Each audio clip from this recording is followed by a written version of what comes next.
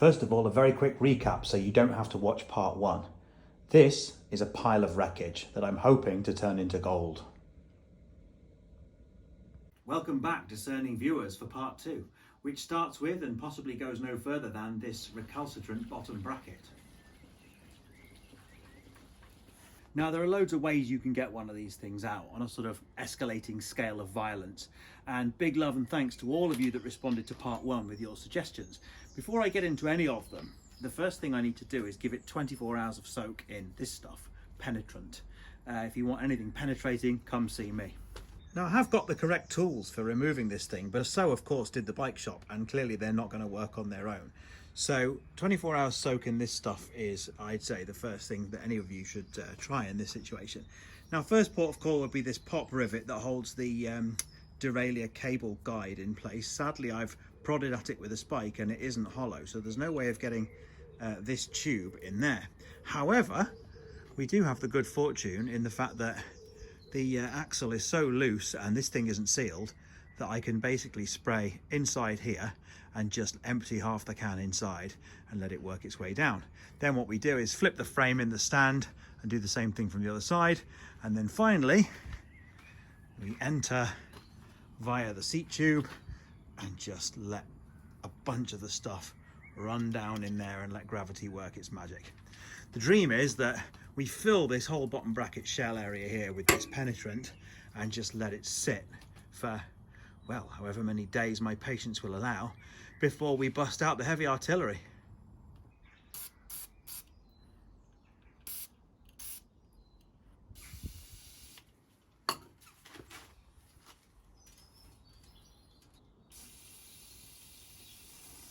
You can really hear it sloshing around inside that bottom bracket shell. With any luck, it's going to make a hell of a difference. And now we wait. Right, that penetrant's had plenty of time to soak. It's been way more than 24 hours. I make no excuses, I'm a busy man. It's time to bust out the ancestral Black & Decker workmate. This has been in my family for 4 generations now.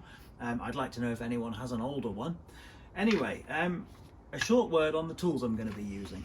Now, with these old-fashioned cup and comb bottom brackets, the fixed cup is always on the, well, not always, but most usually on the drive side. This one certainly is. First thing to remember is you loosen it clockwise. A little counterintuitive, but it makes sense if you think about it, because if you tighten it clockwise and it starts to get a bit grindy, then every pedal turn is going to seize it up tighter and tighter. So that's the reason why. So we're going to have to get at it with a spanner. As you can see, there's these two kind of faces here and here. There is such a thing as a bottom bracket spanner, but of course when you put it on and then try and put any kind of torque through it, it just pops off, especially if the thing is seized. So what you can buy is one of these tools that you can actually fix in place. So you snap it on, there is a spring which then goes over the end of the axle, and then finally the crank nut just holds the whole thing in place. The idea then being that you can really get some purchase on this without it popping off, because the spring and the nut will hold it nice and firmly. So let's see if this penetrant has had any effect whatsoever. I am not feeling confident. Now I'm just going to use a domestic adjustable spanner for one main reason. Will at the bike shop said that he'd used a 4-foot breaker bar to get a lot more leverage through the tool, but his recommendation was that if you need to put that much leverage through it, you run just as much risk of basically shearing the weld and snapping the frame. So if I can't shift it with as much leverage as I can put through a normal domestic spanner, then I'm going to have to escalate to the next level.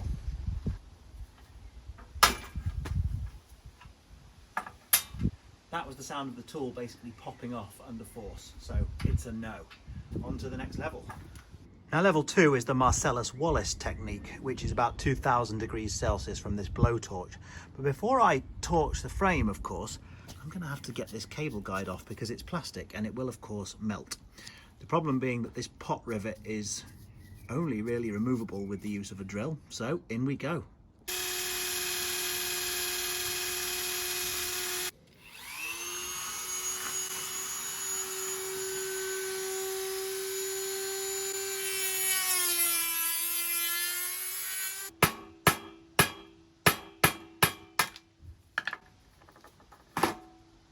Butchery always wins.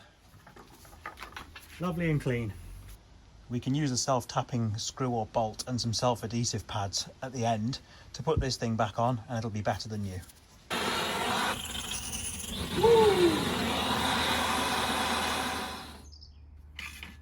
Now apparently it's not the heating, it's the cooling down that reminds the thread that it's a thread. Let's see.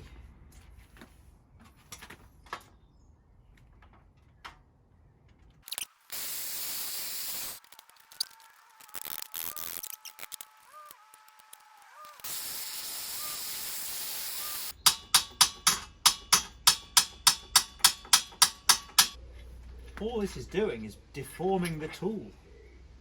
Oh, the tool's almost destroyed.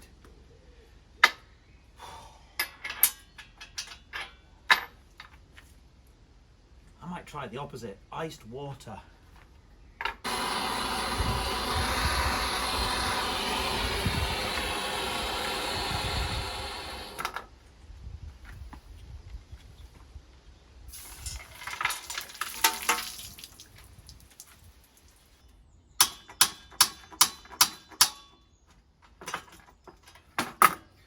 No, if I keep doing this, I'm just going to destroy all my tools. So far, nothing is working.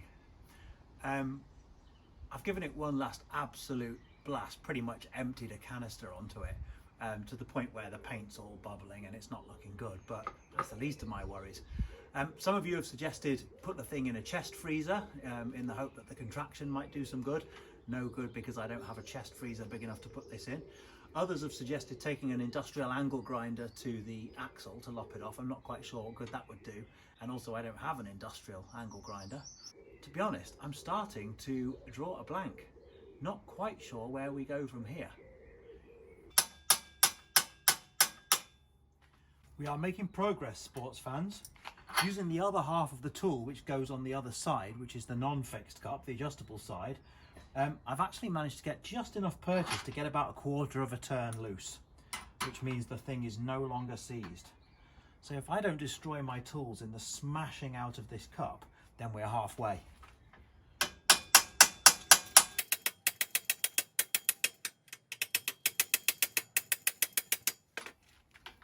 Look at that, we're nearly there.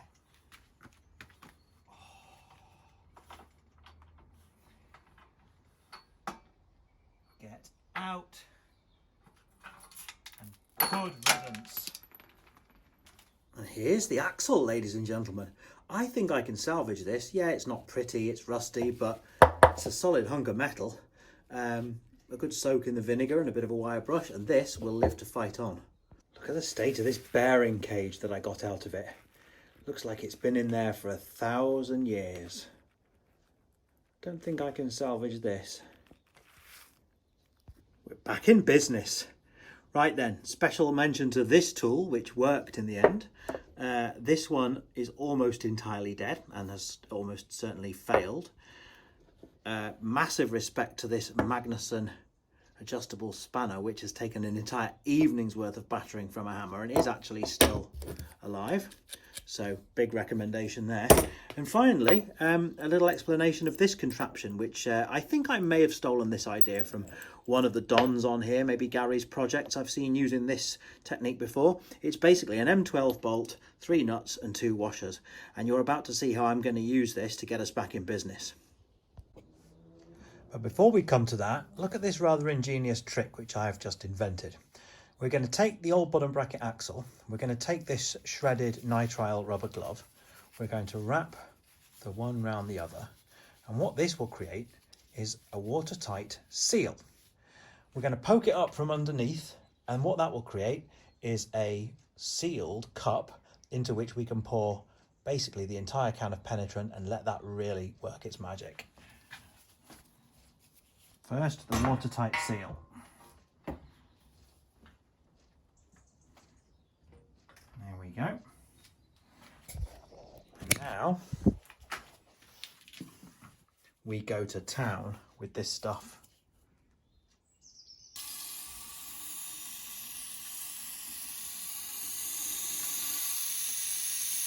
Right, I've basically filled this up with penetrant. It isn't leaking through my rubber seal, so that was a good idea. But I'm just going to build this little absorbent ring just in case it does eventually leak through. After all, that is what it's designed to do. And then we're just going to let that sit, give it overnight and see what happens. I said something just a second ago about soaking this thing overnight. I think it's probably time to admit that I actually filmed that weeks ago. Yes, I've been busy, but I think the reality is I've just been dreading this job and putting it off. And I was right. It's actually proven that the fires of hell and the breaker bar of justice could not get this out. I have tried everything, every single tip off the internet, and it's not for moving. So I thought I was going to have to bin the whole project, but then I had this genius idea. The only bit that wouldn't come out is this side, the fixed cup on the drive side. As you'll have seen, we managed to get the non-drive side and all the guts and innards out. And what it's left behind is just this one bit. And actually, if you look in there, I've already made a start at scrubbing at it. The actual bearing surface is rock solid, which means there's absolutely nothing to stop me buying a new bottom bracket and installing the whole lot with liberal greasing and cleaning into this very fixed cup, and it will run good as new. So that's what we're going to do, and the build can commence. Now we know the frame isn't going to have to get launched in the bin, I've taken the liberty of starting to polish it, and as with the destroyed doors and the Saracen and all the other gloss black wreckages that I've restored in the past, it's come up beautifully with a bit of T-cut and polish. As always, there's scuffs and signs of age. The decals, of course, are in a terrible state, which I am always inclined to leave, not just out of laziness, but because I think this has to look like the vintage bike that it is. But if you look at the details like the head badge and the way the chrome started to come up, this is going to look beautiful. As per the oft-cited DB's Retro MTB Workshop rule, the 1 meter rule holds, which is if you look from a distance enough, it looks beautiful. Get too close, and yes, of course, there is surface damage on things like this gold chain set. I can't polish this any more deeply. The reason being that you'll see what happens when abrasion happens. Yes, it's anodized, but it's only the very, very top layer that is actually gold, and you don't want to be rubbing that off. Plus, look at it, it's beautiful.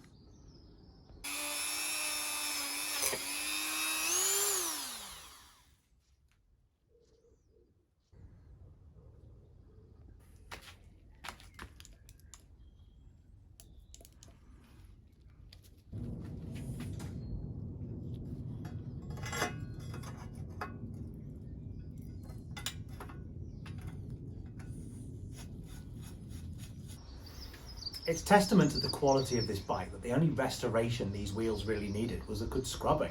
They're straight and true, they really don't need any adjustment, and they're even spinning nice and smoothly as well. I have re-greased the hubs, although they didn't really need it, and apart from that, all they needed was some new tyres.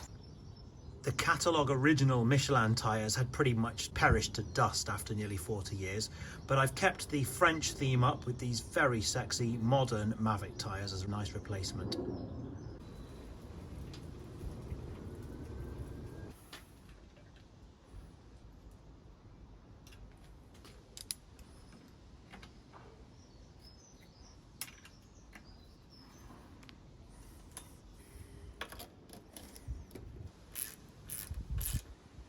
Don't believe the label. This stuff is not just for disc brakes. It makes a hell of a difference on rim braking surfaces. And with these kind of old-fashioned brakes, you need every advantage you can get.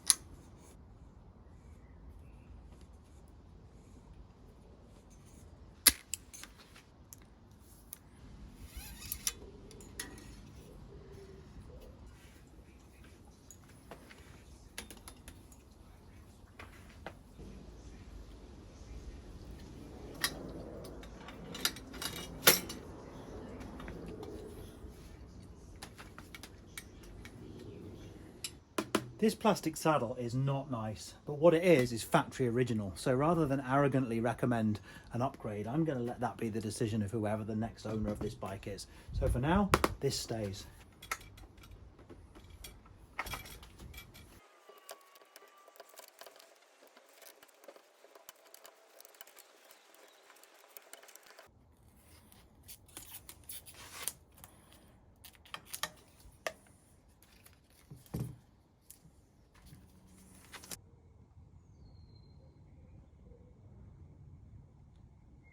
This is the moment they've all been waiting for. The postman's been and he's brought this new bottom bracket. Let's see if it runs nicely in there. Silky.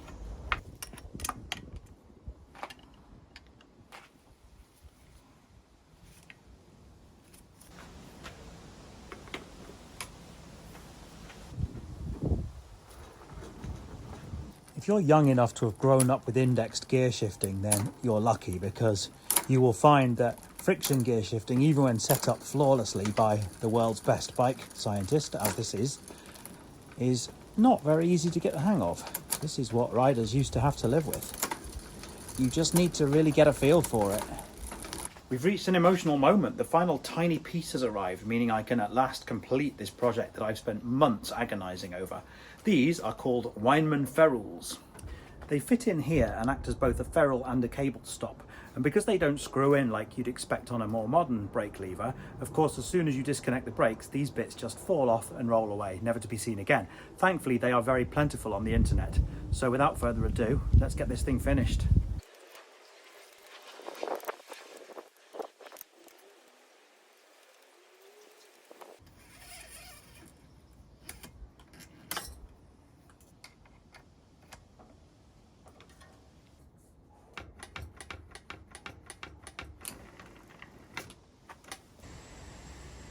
And here it is, the final unveil.